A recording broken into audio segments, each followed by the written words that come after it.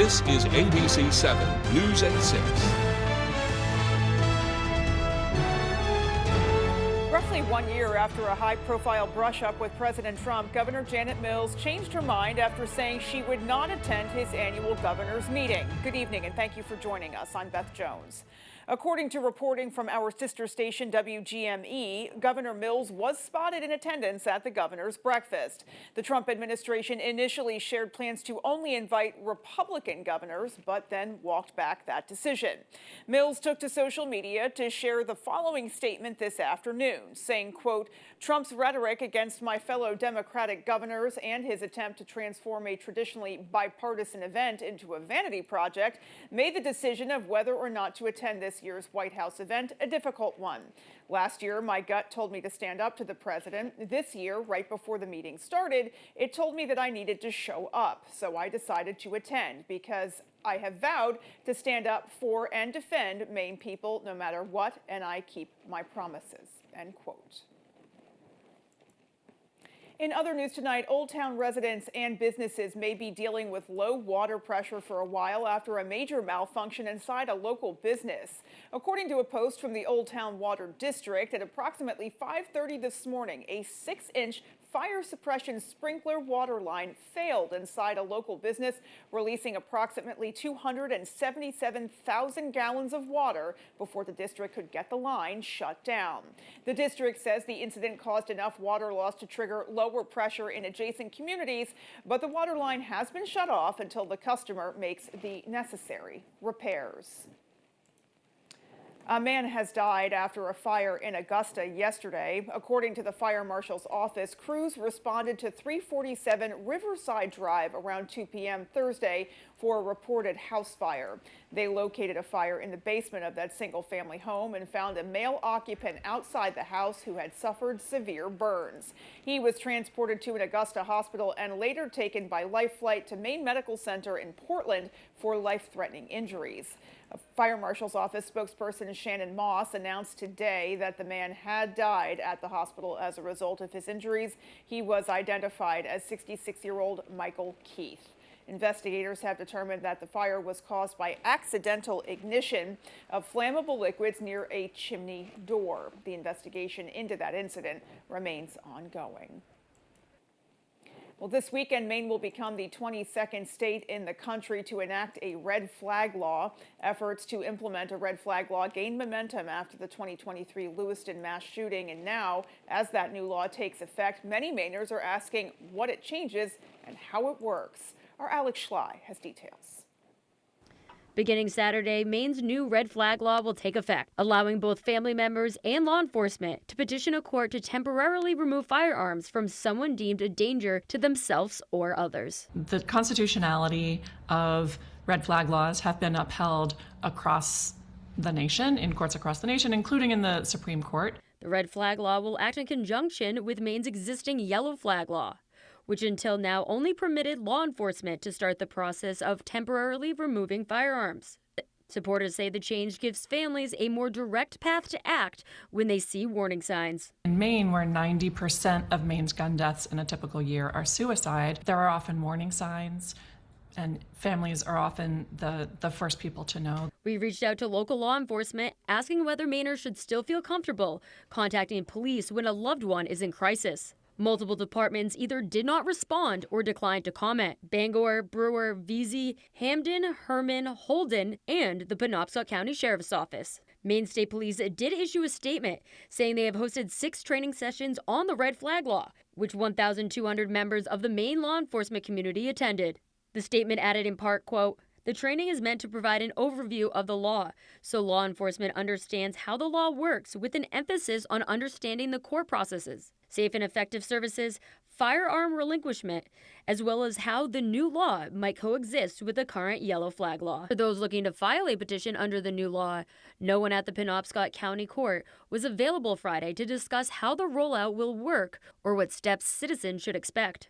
However, in an email to ABC 7 and Fox 22, an official from the Maine Judicial Branch said in part, the court is ready to implement the law. We have forms and a public-facing webpage with an explanation on the procedure ready to go live as soon as the law goes into effect. Forms will also be available at the courthouse. Alex Schley reporting for ABC 7 and Fox 22 News.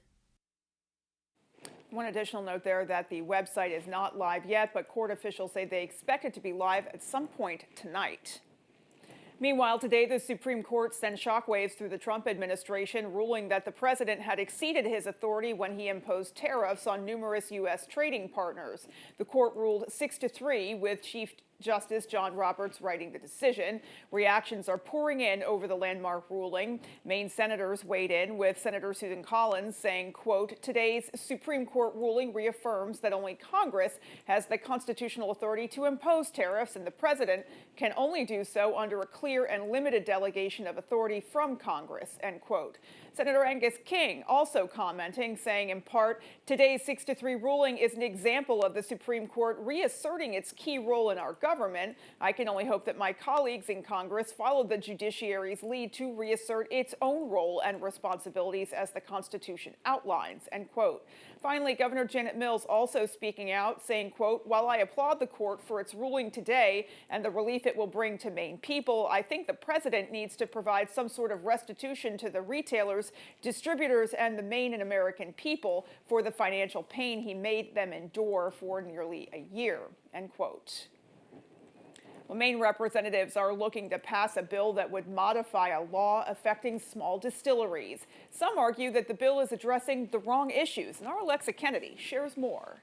Friday, lawmakers addressed a bill in committee that they say would provide small distilleries relief from bureaucratic, regulatory, and financial burdens. Specifically, the legislation would lower service and trade fees for such establishments, minimize the required frequency of inspection and reporting, and prioritize buying from in-state small distilleries.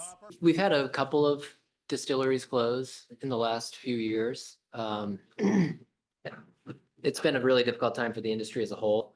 Like, our revenues will be down significantly year over year, just because people are consuming a lot less alcohol. Lawmakers say the goal is to keep more small distilleries in Maine from having to close. But co-owner of Mossy Ledge Spirits, Jesse Lupo, says the bill falls short of that mission. This bill was not representative of what all distilleries would like to see. The communication among small distilleries is not great. Therefore, it's not been the voice of many, but maybe the loud voice of few. Lupo says state inspections and reports don't harm his business, but they're helpful and necessary. Lupo also says that service fees are not the burden that they're made out to be, and actually prefer to work with distributors that the bill would cut. But what it sounds like is they're trying to cut out the liquor stores, and I'm sorry, but I don't want to see them go out. I don't want to be able to sell direct to consumer. I don't want to go to bars and restaurants and peddle my products. Despite lawmakers saying the bill has good ideas, they ultimately voted against it. The bill could be revised for next session. Alexa Kennedy reporting for ABC 7 and Fox 22 News. Switching gears now, tensions were palpable in Bangor City Hall last night as the local water district heard questions and concerns from the public over a plan that would raise water prices. Our Callie Warren was at that public hearing and joins us now live in studio with more. Callie, so why is this price increase actually being proposed?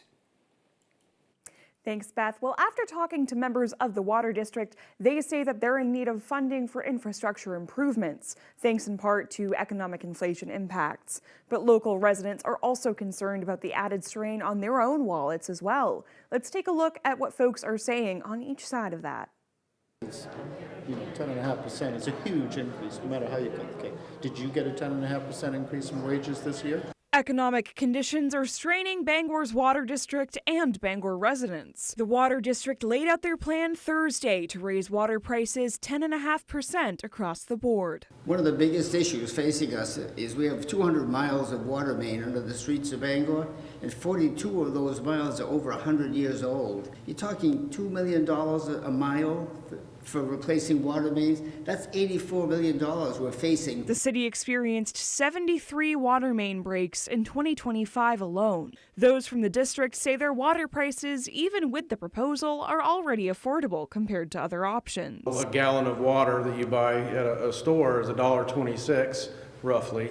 and we sell that for 0.0107 cents for that same gallon of water. But residents say they're facing much more strain on their wallets in recent years, and this proposal only worsens it. And today we are looking at rate increases of 60% here in Bangor for electricity, 40 to 60% increases on natural gas and heating oil, and this is all since 2020. The 10.5% price hike is a flat rate for all water consumers. The Water District says for the average residential consumer, the increase will be around $11 per quarter, making an extra $44 per year. There comes a point where it's the straw that breaks the camel's back, and I'm not saying this is it. I just think things are going to get worse until we do something different.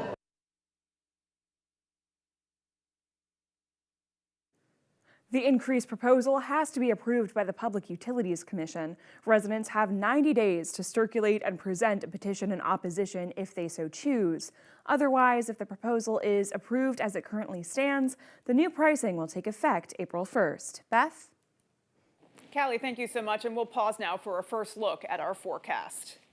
Thank you, Beth. You can see temperatures back above freezing here in Bangor, right at 36 degrees for us, with a few of us just below 40 along our southwestern coastline, a mixture of mid to upper 30s there, while many of us still hanging out near freezing in the Millinock and Greenville region, with temperatures just a bit cooler in the upper 20s as you head further north. But we do got some snow on the way tonight, even though we had temperatures back above freezing for today.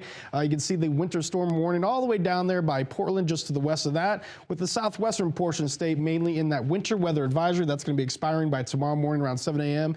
Giving you the idea of, yeah, we got some snow on the way for tonight, and some of it could be locally heavy, especially down near Portland. As we get throughout the night, we'll be seeing lots of snow. It'll lighten up by tomorrow morning. By the end of this, we can see somewhere near 2 to 4 inches of snow. Some areas a little bit more snow as you head down near Portland, where they can see 5+ inches of snow. But heading into tomorrow morning, you'll see the decreasing clouds. Still cloudy here in Bangor, but those will get out of here later into the morning, and by the afternoon hours will be partly cloudy, with temperatures still a bit cooler than we saw out there for today. So for tonight, with the clouds and the snow out there, temperatures will drop down into the low teens with winds breezy from the north. Beth? Chase, thank you so much. And just ahead, we have more of your local news. Stay with us.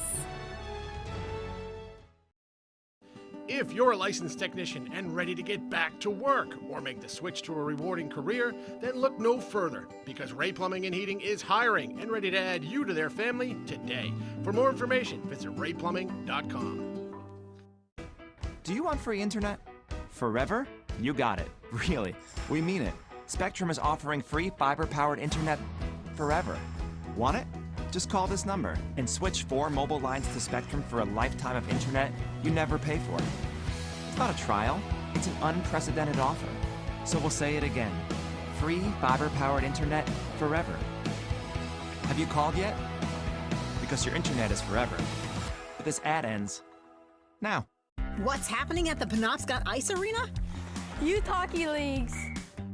Public skating. Stick and puck. Birthday party.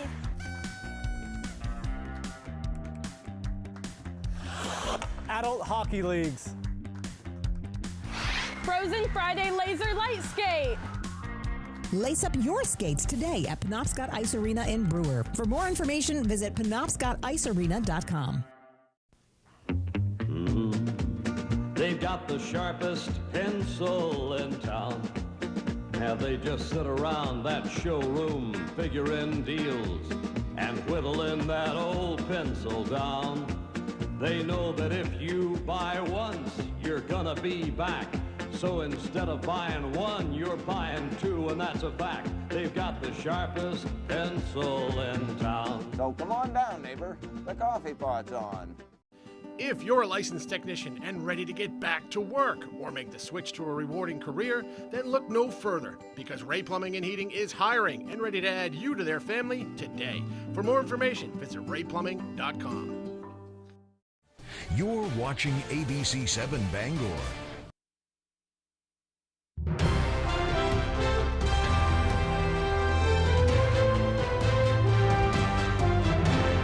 Welcome back. Today is National Give Kids a Smile Day, a day when dental clinics nationwide can opt in to offer free dental care for children in their communities.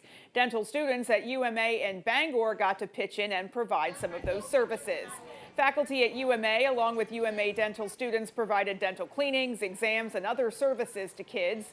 It's a valuable hands-on experience for these dental students and an important intervention for local kids. Faculty members say starting kids early on good oral hygiene is important for their overall health and for forming good habits later in life. They also say the health of a kid's first teeth is more important than folks might think. If you have a cavity or an infection on your baby tooth, it can have a negative impact on your adult tooth. So it's really important for kids, regardless of the fact that they're going to lose these teeth, to make sure we're taking care of them and we're checking in on them. Dr. Harvey says providing the services free of charge helps make access to crucial dental care possible for everyone. Well, parking for Bangor's waterfront concerts can be difficult, but Hollywood Casino makes sure parking fees don't simply pad their pockets. The casino donated a $25,000 check to Sarah's House of Maine to support their endeavors helping local families of cancer patients. Spokesperson Dan Cashman explains that on concert nights, the casino charges a fee for concert goers to use their parking garage. Those funds are then used for charitable donations. And just ahead on ABC 7 News at 6, our Jack Webb and Max Sturm are standing by live in Bangor to bring you the latest from the high school basketball tournament. Stay with us. See the USA in your Chevrolet. America's asking you to call. Drive your Chevrolet through the USA. America's the greatest land of all. Well-qualified buyers can get 1.9% financing when you finance with GM Financial. Or qualified lessees can get this Silverado pickup for around $399 a month. When lives are on the line, they don't hesitate to run towards danger. Unfortunately, the same gear that protects them from deadly flames can be hazardous to their health. Senator Susan Collins to the rescue. Susan helped introduce legislation that protects firefighters and first responders from cancer-causing forever chemicals in their equipment. Because their job is dangerous enough, call Senator Collins and thank her for protecting Maine's first responders. Hank's Husqvarna is your trusted full-line Husqvarna dealer, offering you everything you need for your outdoor projects. From high-performance lawn tractors and zero-turn mowers to chainsaws, trimmers, battery-powered and powerful snowblowers, we have just what you need. Every piece of equipment is fully set up, serviced, and ready for use by our certified Husqvarna technician. And all sales are backed by our in-house Husqvarna warranty. For parts, service, or new equipment sales, make your way to Hank's Husqvarna in Carmel or Newport. The Barkhouse Pet Resort and Spa wishes good luck to Herman High School and all the area basketball teams. Carroll Drugstore, your neighborhood pharmacy in Southwest Harbor, would like to congratulate the MDI basketball teams for making it to the tournament. Go Trojans! Congratulations to all the tourney teams and fans from Bangor Bathrooms by Design, with expert design services for remodeling, renovations, and bathroom installations. ABC 7 and Fox 22's Jack Webb named Maine's Sportscaster of the Year by the National Sports Media Association.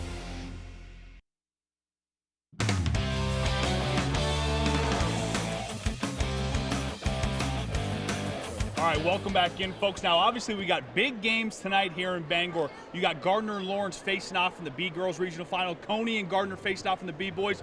But we got to talk about what fuels the atmosphere of the tournament. Who are we here with right now? My name's Lauren Fields, Lawrence High School class of 1983, and I'm the band director since '95. So I'm one of the senior people in the state, I find myself. That's what age and the calendar does to you. I absolutely love that, and the bands truly are is a big part of what makes this so special, right? Year in and year out. I know you got a tight schedule. How cool is it for you guys to be able to come in and play this stuff every year? Okay, I'm proud to say I'm 61 this next month, and these kids are the fountain of youth. Every single one of them is fantastic, has great value, and this is their way of saying, we love our school, we love our Bulldogs, go Bulldog Nation. These kids are top flight, and they keep me young. I love that. You guys obviously deserve a tremendous amount of credit for everything you guys do. What does it take how much practice does it take to obviously get something together like this? You guys have a major operation here behind us. Yeah, they're really good, and we pack at light, freeze at night, but they're good kids. They are all here together, all in for the school. We practice weekly, and we have quite a playlist. And we have the honor of representing our school here tonight at Lawrence High School. here at Cross Center. Insurance Center. Cross Insurance Center. There we go. Gotta get that plug in. We got to get the plug in. And hey, I know you got some stuff to do. We're going to get a little bit of your work here. I know you guys are getting ready to go here in just about a minute. Yeah, folks, this is the best job in the world. When I grow up, I want to be like these kids. They're awesome. I absolutely should beam of positivity. Thank you so much. I appreciate it. Hey, we're going to get something going with them real quick. We're going to watch them as these teams get to take the floor. In the first game of the night, you're going to have the Class B girls regional final. It's the number 3 Lawrence Bulldogs taking on the number 1 Gardner Tigers. Now the teams are taking the floor as we speak, and we're going to get a little something going from the band here as they kick it up. Let's see them right at work.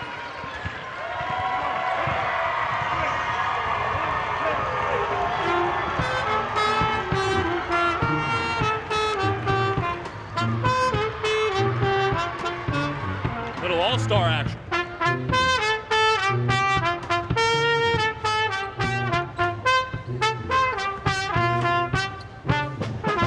The bands truly are what make all of this special as they get it going right here behind me. We're going to have all your coverage tonight on Fast Break. It is Friday, so it's going to be Friday Night Fast Break at 10 and Fast Break extending 11. All the coverage from Bangor, all the coverage from Augusta. For now, here is your full 5-day forecast. Thank you, Jack. Tonight's weather is brought to you by Silva's Towing in Old Town, serving Penobscot County and beyond.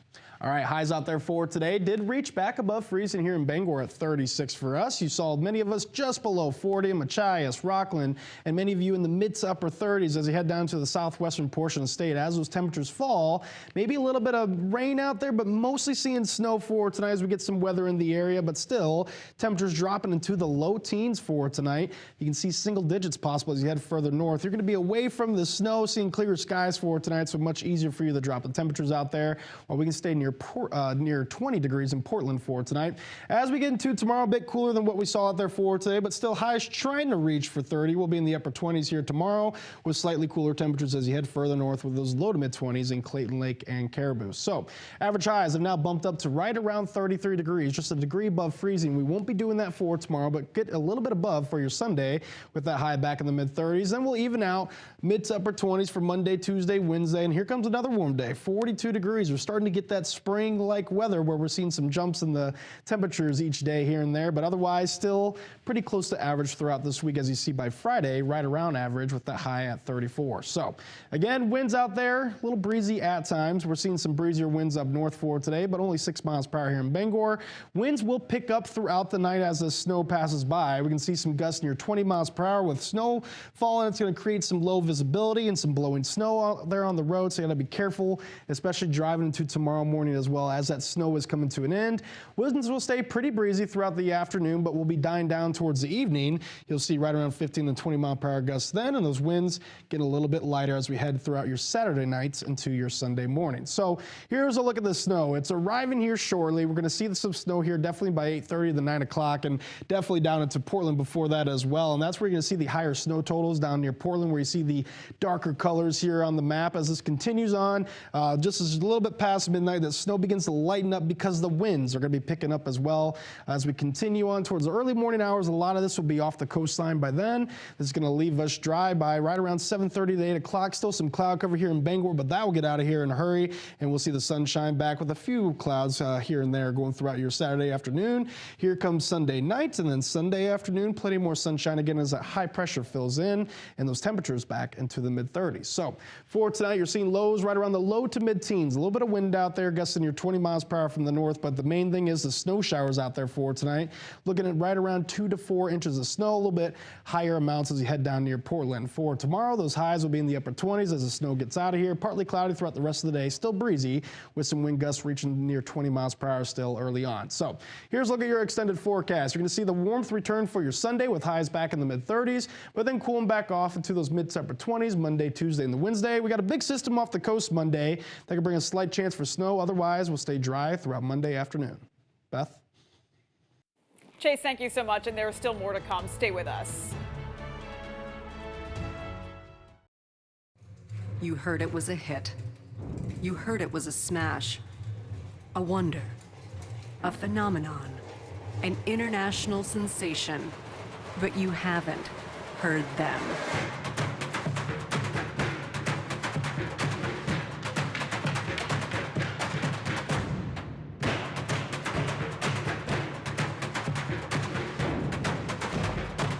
March 16 at the Cross Insurance Center. Get your tickets today. What matters more? A bank with innovative products or one that cares for the community?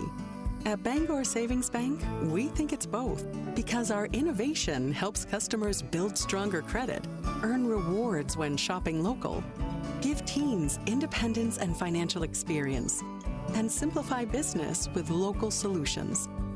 So what matters more? You. A little winter weather never stopped Old George or Toyota from offering incredible savings to celebrate his birthday on vehicles from the longest lasting brand at the Toyota Washington's Birthday Savings Event. You could get an all-wheel drive 2025 RAV4 gas or plug-in hybrid model with 4.75 for 72 clearance financing. Plus, get 2 years no-cost maintenance. Come get your savings in honor of Old George at your New England Toyota dealer, your all-wheel drive headquarters. Toyota, let's go places.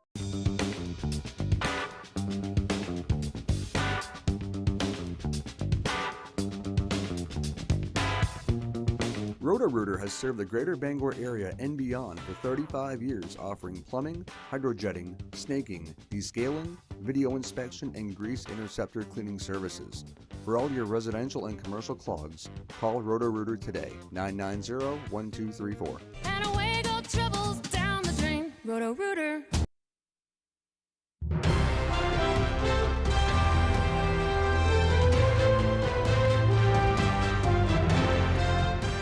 The national organization Quilts of Valor gives veterans and active military members comfort through the art of quilt making. Here in Maine, one woman has sewn a remarkable 425 quilts. Our Doug Banks spoke with her today.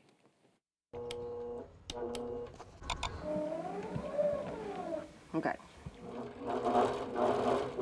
Sharon Ann Parody knows a thing or two about sewing. Oh, I first began sewing when I was a child. Her passion evolved into a new pattern beginning in 2018 when she stumbled upon a local newspaper article about Quilts of Valor and their mission of providing solace to veterans and active military members. I didn't know it existed.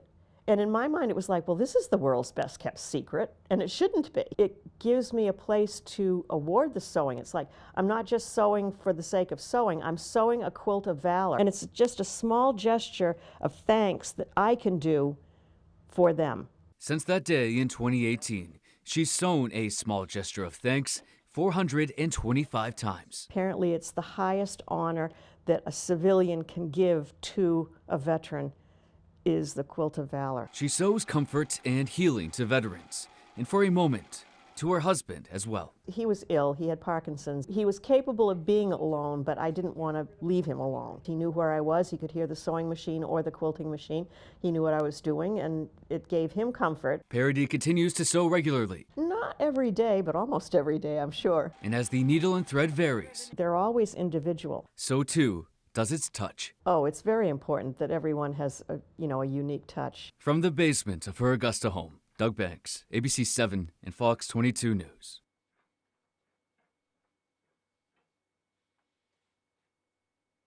Definitely some very beautiful and meaningful work being done there. Alrighty, folks, well, that is going to do it for us. From everyone here at ABC 7 News, take care and have a great rest of your night. And for more, you can join us over on Fox 22 News tonight at 6:30.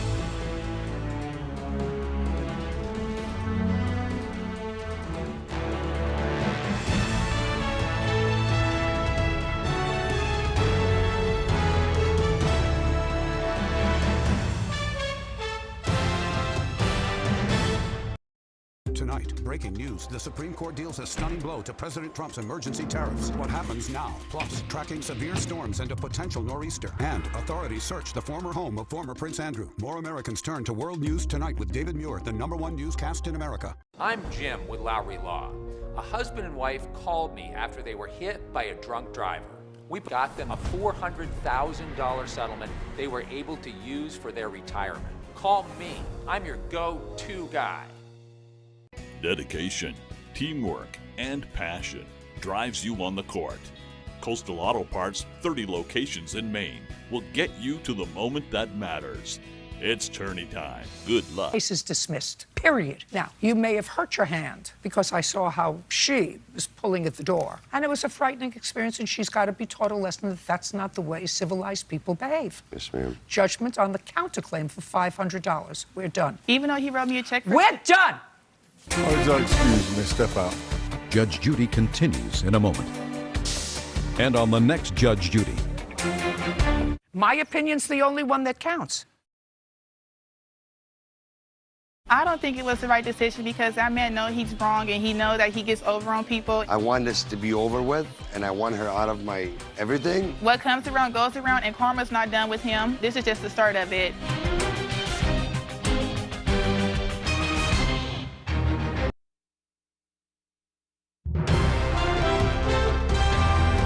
This is Fox 22 News Tonight. Roughly 1 year after a high-profile brush-up with President Trump, Governor Janet Mills changed her mind after saying she would not attend his annual governor's meeting. Good evening, and thank you for joining us. I'm Beth Jones. According to reporting from our sister station, WGME, Governor Mills was spotted in attendance at the governor's breakfast. The Trump administration initially shared plans to only invite Republican governors, but then walked back that plan. Mills took to social media to share the following statement this afternoon, saying, quote, Trump's rhetoric against my fellow Democratic governors and his attempt to transform a traditionally bipartisan event into a vanity project made the decision of whether or not to attend this year's White House event a difficult one. Last year, my gut told me to stand up to the president. This year, right before the meeting